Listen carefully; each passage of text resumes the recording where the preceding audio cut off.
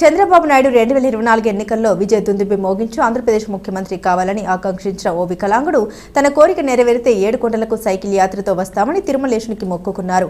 Chandrababu CM కావడంతో శ్రీకాకుళం జిల్లా కంచెలి మండలం బొరగాం గ్రామానికి చెందిన నెయ్యాల ప్రసాద్ అనే వికలాంగుడు 1070 కిలోమీటర్ల సైకిల్ యాత్రను ఇచ్చాపురం నుండి ప్రారంభించారు. ప్రసాద్ సైకిల్ యాత్ర అనకాపల్లి చేరుకుంది. అతను మూకాంబిక అమ్మవారిని దర్శించుకుని అనంతరం జనసేన నేత రాంకిని కలుసుకున్నారు.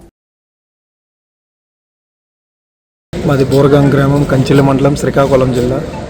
ఇచ్చాపురం నుంచి తిరుమల నారా చంద్రబాబు నాయుడు సీఎం అవుతే 2023 నేను అనుకున్నాను. ఈరోజు అనకాపల్లి చేరుకున్నాను. 3 జిల్లాలు దాటుకొని అనకాపల్లి వచ్చాను. అనకాపల్లి నూకాలమ్మ తల్లికి దర్శనం చేసుకొని ఉదయం నేను వెళ్ళిపోతాను. నేను అన్ని రకాలుగా మన ఎమ్మెల్యే గారు, అల్లుడు గారు నాకు అన్ని రకాలుగా సహకరించారు. అన్నీ చేస్తున్నారు. రూమింగ్కి ఇప్పించారు. సార్లు అందరూ హెల్ప్ చేస్తున్నారు. ఆరోగ్యం పరిస్థితి కొద్దిగా బాగోలేక రోజుకి 10-12 కిలోమీటర్లు తొక్కుని వెళ్తున్నాను.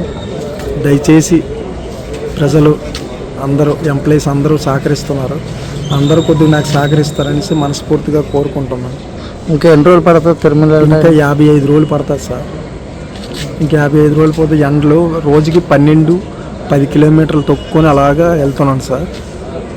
2023 మొక్కుకున్నాను. నారా చంద్రబాబు నాయుడు గారు సీఎం అవుతే నేను ఇచ్చాపురం నుంచి తిరుమల వచ్చి తిరుమల దేవుడికి మొక్కుకొని దర్శనం చేసుకుని నేను మళ్ళీ మా గమ్యాన్ని చేరుకోవాలని మనస్ఫూర్తిగా కోరుకుంటున్నాను. అందరి ఆశీస్సులు నా మీద ఉండాలని, అందరూ నాకు సహకరించాలని. 2 కాళ్ళు లేకపోతే ఇంత దూరం మా దేవుడి దగ్గరికి వెళ్తున్నానంటే అందరూ సహకరిస్తున్నారు.